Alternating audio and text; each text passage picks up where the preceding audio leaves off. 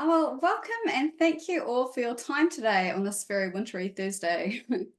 I'm Anne Harper, the Chief of Staff here at Coordinates, and Eli Chadwick is our sales engineer. Um, I'm going to fly through a few slides to introduce Coordinates and set the scene. Then Eli will take you on a tour through the portal and show you how we have introduced point cloud support. We will have time for questions at the end, and our product manager, Jonathan Ball, will be on hand through the whole webinar. So if you have any questions that come up, please jump on the Q&A panel, which you can see at the bottom of your screen, and fire any questions through. If we can answer them during the webinar at the end, we will, but if not, we can take them offline and follow up with you later. So yeah, please do sing out. Today we are going to cover how we've made it easy to discover point cloud data and share this data with clients and collaborators and visualize it alongside other geospatial data in a 3D map viewer. We'll also cover how users can clip and export what they need in DWG and other formats with RCS, including coordinate system transformation. So just to give you an overview of Coordinates itself, Coordinates is geospatial data storage with a consumer-grade portal. We have designed it to make it really easy for anyone to be able to access data. Organizations or projects can get their own site with their own branding, but the whole point is you've got one source of the truth for your data. There is no IT needed, so it's really easy to set up a new site as projects come along. All management is done through the portal UI or APIs that your team can set up to automate updates. We can also do an on-prem version for enterprise customers. Users self-serve, so this means that they can get to pick their area of interest, their format of choice, and their projection. CAD users can get GIS data in their formats, and this includes point cloud. Coordinates is scalable and performant. We serve nation-level sites, so Coordinates scales when you need it, which is another benefit of no IT. The sites are not going to slow down when you need the heavy usage. And a really perfect example of this is the need for, say, emergency management information in response to disasters. Coordinates is ISO 27001 certified, and this is the standard for information security. Then you as an administrator would have all the controls and permissions for your site. This means that you can have, say, customers or clients who may be competitors with sensitive data all on the same site, but they're not going to see each other's information as you're managing all the permissions and you keep the data secure. APIs are automatically created, so no matter what format you have loaded data onto the site, APIs will be served off the data, and Eli will touch on this during the demo as we have a services tab linked to each data set.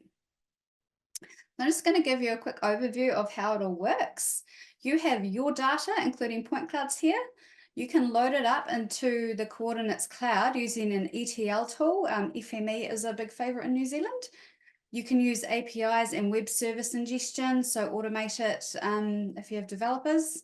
And there's the data management web app, which is the really easy user interface to make it super simple to like drag and drop or just upload files as you are used to. Then the important side of things is how your customers are then going to access these data sets. So as it's self-service, your managers may want to go to your portal and download a PDF, or they may just want to query the data where it sits. Your CAD users can come to the portal and download in their favorite formats like DWG. Your GIS professionals may like FME or other ETL tools. They may be downloading off the portal for, say, file geo databases, or they could be user services such as Esri REST. And then your developers can use APIs, and yeah, there's a range. So I'm going to stop there and hand over to Eli so that he can take you on a tour and show you all what you've come to see, which is the point cloud. Cool. Thank you, Anne. All right. So this is a demo site. I just wanted to start by giving you an overview of how it hangs together, what the UI is like, what it looks like from a customer experience. Then I'll go through how you go about loading a point cloud. And then finally, we'll touch on how you go about viewing the point cloud in the site and grabbing downloads of it, which is principally what it's all about. So when you take out a business plan with Coordinates, you get your own site. You can have a custom URL up here. You can use your own company's domain. It looks essentially like it's your site and you're running it. You get to set all of your branding, colors. You can put in your own logo. You can configure a drop down here, which links back to your site. Across the top here, we call this top nav. There's a data button that turns on and off the data browser. And there's a map button, which turns on and off the map button. If you are an administrator, you've got a manage button here, and that takes you into the back end of Coordinates, where you do all of the configuration of the data that you're publishing and configure who can see it, set permissions. I'll go through that when we get to that point. Down the left here are a bunch of filters. There's a region filter, so you can filter by the region that you're interested in. There's a category filter. These categories are defined by the publisher themselves. And then once you publish a layer, you can assign it to a category. And then when you choose the category, that'll filter down to all of those data sets. The data type, this covers off the data types that we support. From a GIS perspective, they're all underneath layers. So vectors, usual suspects, points, lines, and polygons. Point cloud, the new kids on the block. So these are the point cloud files. Under rasters, we support aerials and satellite imagery, and grids, which is things like DSMs, DTMs. So we've got one here. This button here, group, what you can do is you can create groups, which I'll show you how to do shortly. And then you assign your users to those groups.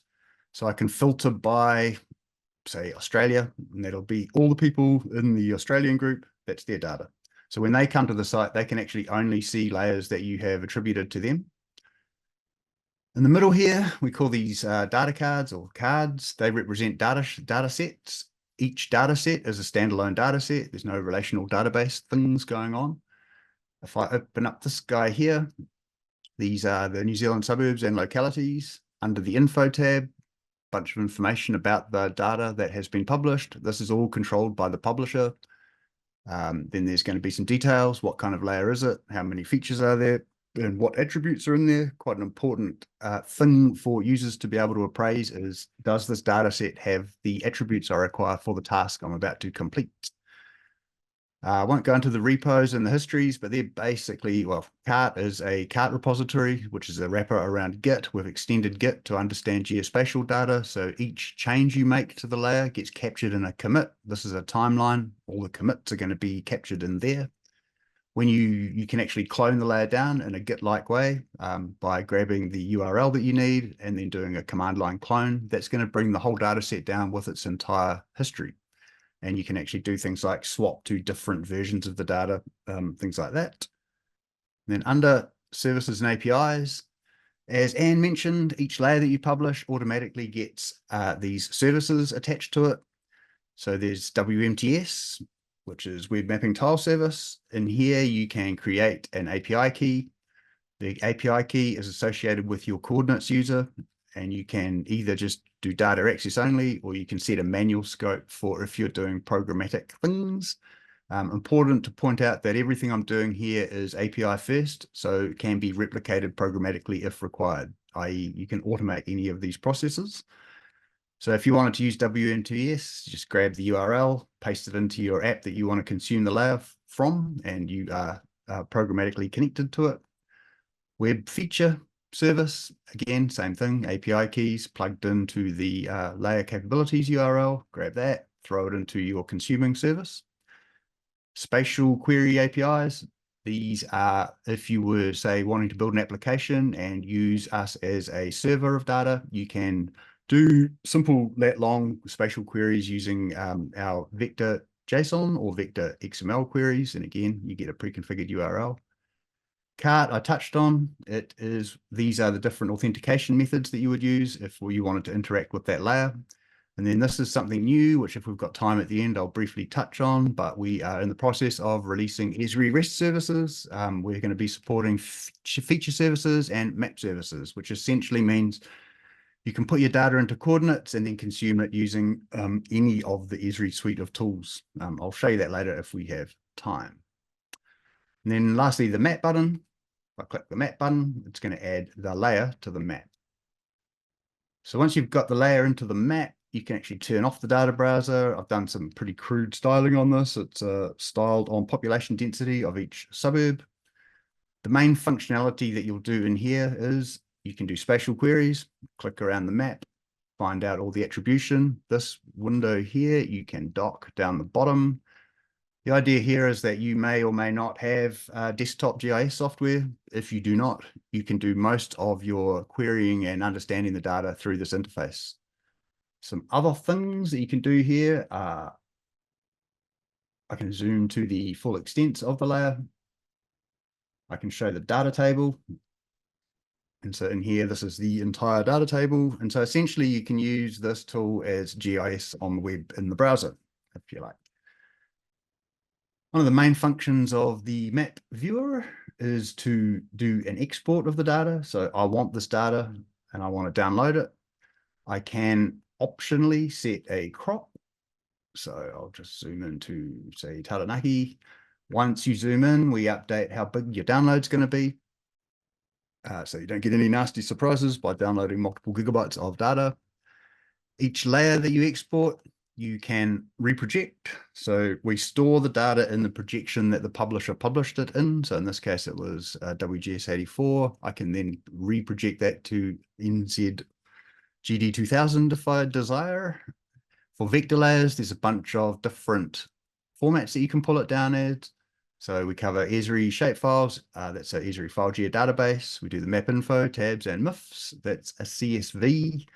It's important to us that we remain vendor agnostic, and CSV is probably one of the more flexible methods of getting data into your GIS. Geo packages, we're a big fan of. One file is nice. Long column names is nice.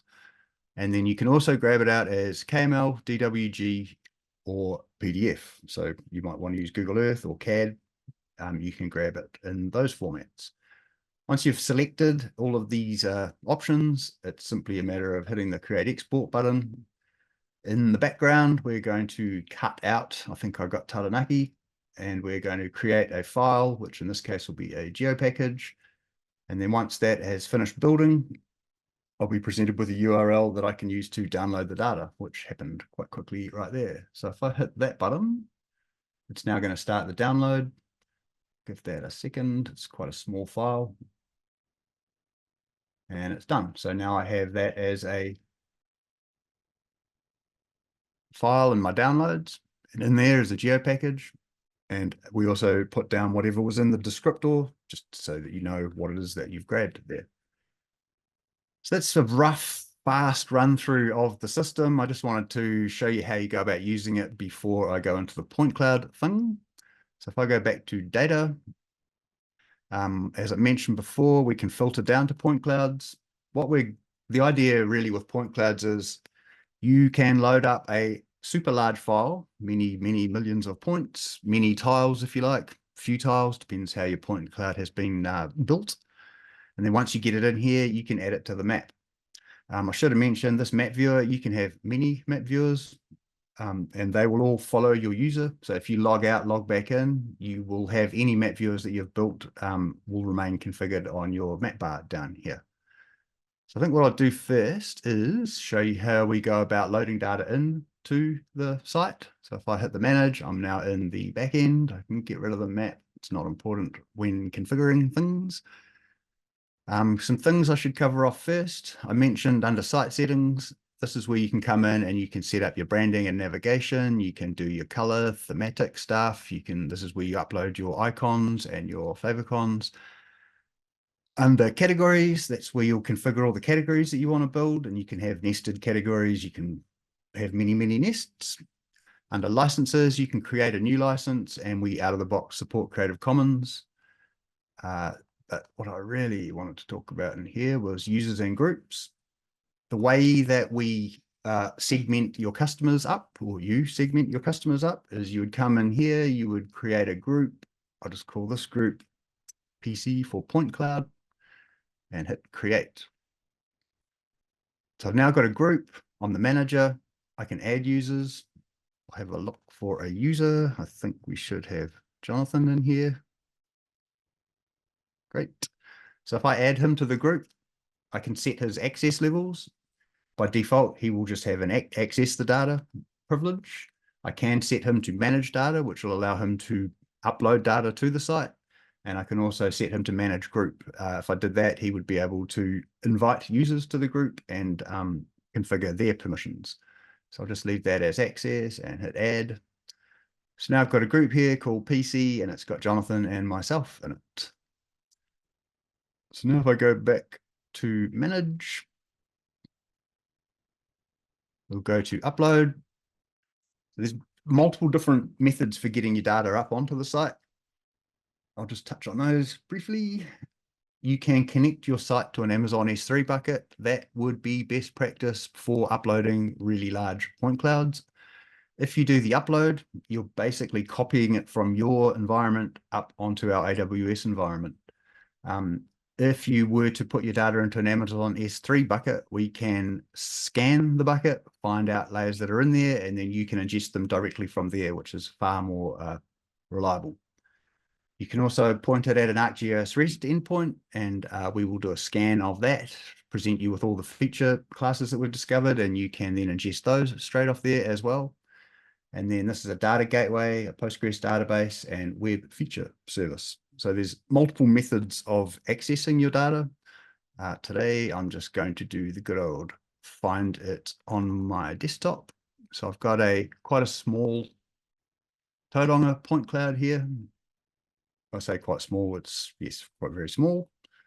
Here I can say I'm going to attribute it to the point cloud group that I just created and hit upload. So now it's going to copy the file from my machine up into the site. I should also point out that no matter what data type you are moving around, it's exactly the same process. So vectors, same thing. TIFFs, all exactly the same. So we have uploaded it. It's now sitting up in AWS. It's found two things in there. One of them will be the metadata, and this is the point cloud itself. I'm going to choose the point cloud, and I'm going to drill down into the zip file, and I found the two tiles that are in there, and I hit import. So from here, I can give it a name. I'll call it GGA. Now there's a bunch of things I can set in here. This is going to determine what is displayed in the data card. So it's often a good idea to give it a description. This is where you could put in a bunch of stuff about how the point cloud was captured, various resolution things, whatever you wanted to add. Under attachments, you can upload an attachment. An attachment typically is going to be something like a data dictionary, a PDF, a document.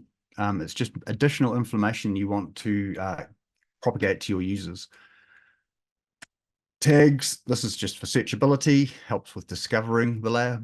I've got it here owned by the PC group. I can assign it to a category. Let's just call it infrastructure. And I can set a license and then toggle these according to whatever my rules are. And we hit import. So that'll set the import going. This will take too long for right now because there's a bunch of back-end things that need to happen. So I'll jump out of there. You don't need to stay there. That'll just stay there ticking away. I can go back, check on it. And it has discovered the layer and it's starting to create the point cloud layer that sits within Koordinates. So having done all of that, I'll go back to the front end. So the philosophy here is, as I was mentioning earlier, you're going to load a really large point cloud up. It's going to sit up on our service. Your users can then self-serve from it by chopping out the bits that they need. We don't really expect most people to download entire point clouds. They're usually going to have an area of interest, and they're going to find that area, zoom into it, and then clip it out and download it, which I shall do now. So we can turn the map viewer back on. I'm going to go to data type point cloud, and we can find a Tauranga LiDAR point cloud from 2022. So if I add that to the map, you can see it's starting to load. We've had to do quite a lot of work on getting it performant. There's a lot of data flying around here. So we're doing quite a lot of thinning techniques just to get it more efficiently into the map viewer. At this point, I can turn off my data browser and we can go into the map itself. Point clouds being 3D in nature, I could just work from here and find the area that I want and pull it out. We have given the map viewer 3D capabilities, which makes it easier to view the point cloud. So from here, I can start doing all the cool things like tilting and panning. And I zoom into an area that I want to grab it from. So say I'm interested in this area down here. I can spin it around and show you the mount. That does have the base map in the background. I can turn that off. So we're looking at purely the point cloud loading. While we're here, we are giving the user the ability to play with the performance, the appearance. So you can do things like change all of the points to circles. You can change the point type, and there's a bunch of options here. We default to billboard, which we've found to be the most performant. You can do things like increase the size of the points. You can change the point depth. And once you set those, you're saving it. And that's basically going to save your view. You're not actually touching the underlying service. You're just saying, I want to view the point cloud and I want to view it like this. So if I zoom in a little bit, turn the base map back on. I want to crop an area out of here. To crop it, it's often easier just to spin it up. And I'm going to just turn the point cloud off quickly and hit this crop button up here. It's going to drop a crop onto the map, zoom to the crop, and limit down the area that I want to grab. So I'm saying here, I'm really just interested in this block of data. So I'll turn the point cloud back on and I can see it. So now I've localized down to the area that I want to download, and I can enter into the export flow. It's really similar to vectors. There are a few additional settings in here. So you've got your horizontal coordinates reference system, which I can reproject. If I desire, I can change the vertical coordinates reference system. And then under formats, there are a few things I can do. I can download it as a LAS file, which is the compressed version of the LAS. I can also get it as a LAS file, which will be slightly larger. I can pipe it straight into a DWG or into GeoPackages, shapefiles, and geodatabases. And these are this is a new format that we're releasing, Revit RCS, and we're looking to expand these formats out as required. On the way in, we're taking LAS and LAS and COPSI. What we do actually is when the data comes in, we store it in our storage system as a COPSI, which is a point cloud that has been optimized for the web. The main reason being so that we can get it into our map viewer. But once I've got to this point, I can simply say create export. So that guy's finished. I've already done him. We can get rid of that. That will tick away and slowly create the LAS file that I'm going to export. Just to show you what they look like when they do get pulled down. So that's it going into a DWG. So you get your DWG file. This is it going into an RCS. Again, the RCS file. And that's the LAS file, which I'm waiting on now to create. So no prizes for guessing. This will get to the end. I get a URL and I can download that. That's actually pretty quick. There we go, we're done. So now if I hit that, it's now downloading the little chunk that I've clipped out. So again, the philosophy being store once, store large, make it discoverable, make it viewable in the web, and also downloadable. And as I was mentioning, we expect people to primarily be pulling down quite small areas. You can pull down big areas if you want. It's up to the user, really. So that's what I wanted to talk about with point clouds. We do have a bit of time left, so I thought I'd show you another couple of things. We've got some new features coming out shortly that we are quite excited about. If I limit down to my Tauranga group, I can throw some layers in here. I didn't show you this earlier, but you can throw multiple layers in. So if I put in building outlines and put in addresses, and we'll put in the parcels, and then I get out of there. So I've now got a web map that I have built with those layers. There's some obviously bad drawing orders in there. So let's zoom into a particular area. You can do things in here like change the appearance. So that green's not working for me. We'll change it to orange. That's not changing the underlying data. That is simply changing the way it's being displayed in this map viewer. So I'll save that off. You can still do things in here like open up your info card, which is going to show you all of the different layers that are in there.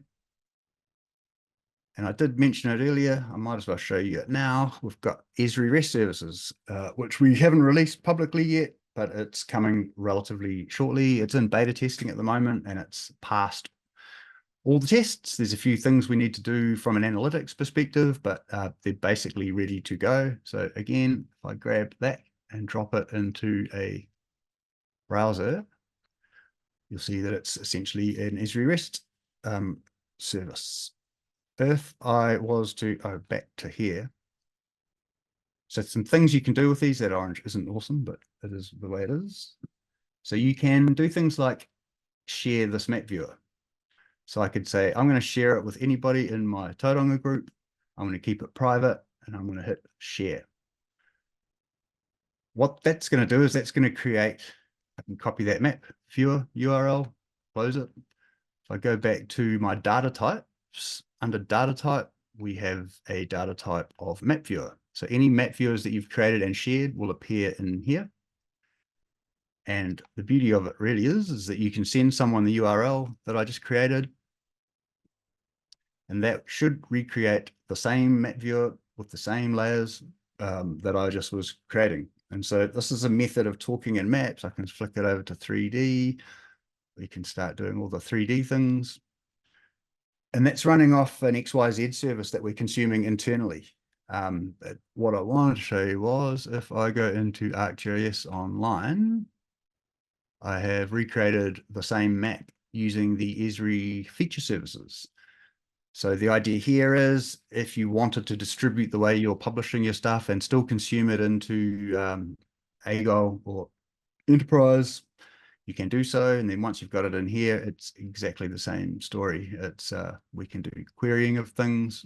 So I'll let that load for a sec. So I can click around the map, querying different things. It goes into story maps. It goes into Enterprise, Portal, AGOL. So that's basically just another. So there's a couple of new things we've got coming. Shared map viewers, way of communicating with each other in maps, and Esri REST services, which we think will be quite a cool addition to the stack. But that's not point cloud, so I'll leave that alone, and we'll flick back to Jonathan and see how the questions were looking.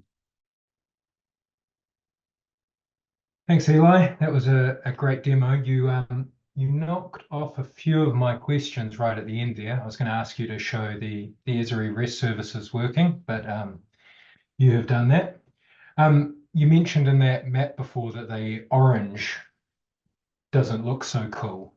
Would you be able to show everyone a quick way of changing that uncool orange to another color? I think that's something that a lot of our end users might appreciate, that they can now easily change the color of any layer that they might be looking at.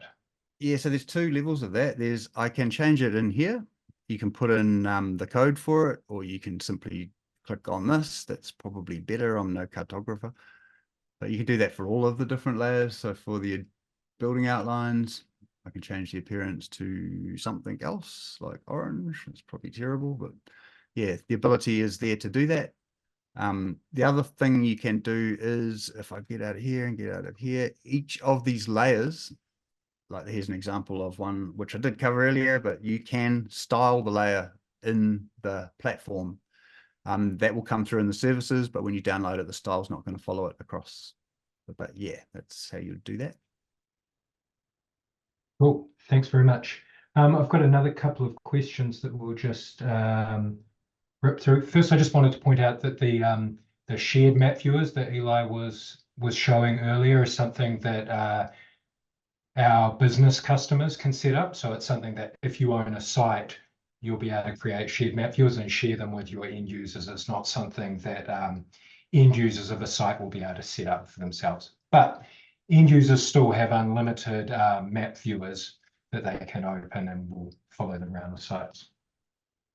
And an interesting question about digital twins.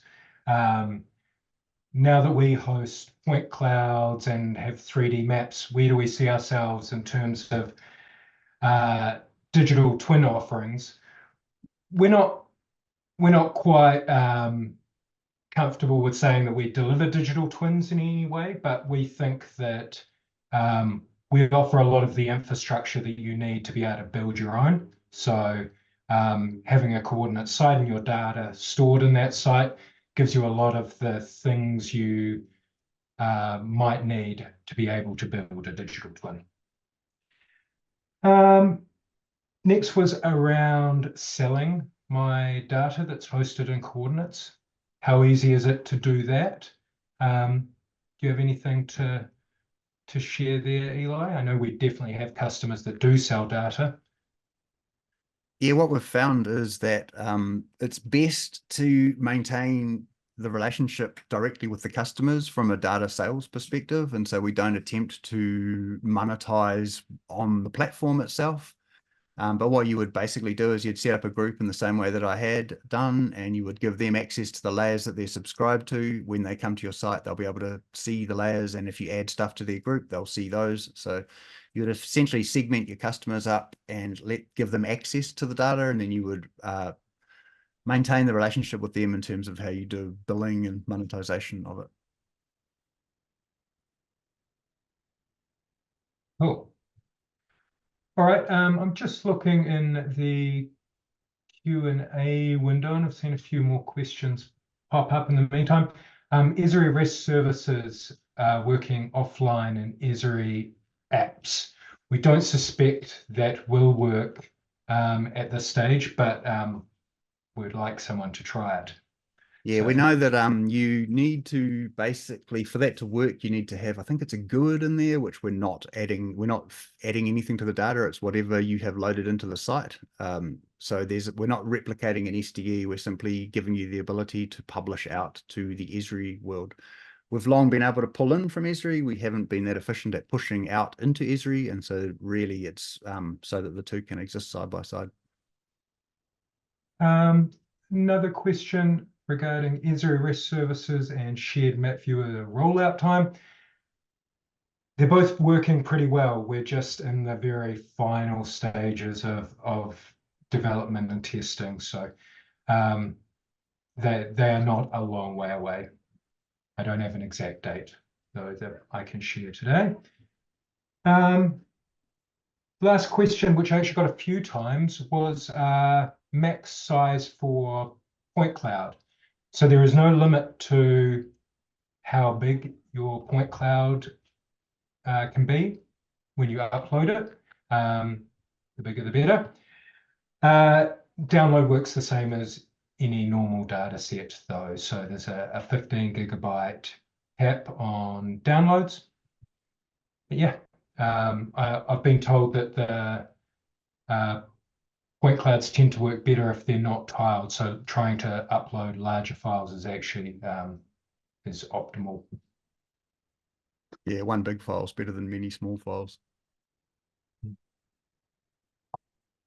All right, I think that brings us to the end of the questions. Great. Oh, well, thanks, guys. And thank you to everyone who's joined us today. We've had a really great turnout. If you would like to talk to us about your workflows, and if you would like a coordinate site or learn more about it, please get in touch and we can do a demo with Eli and I to talk to your use case. Otherwise, enjoy the rest of your week and we will see you next time. Thank you. Yes.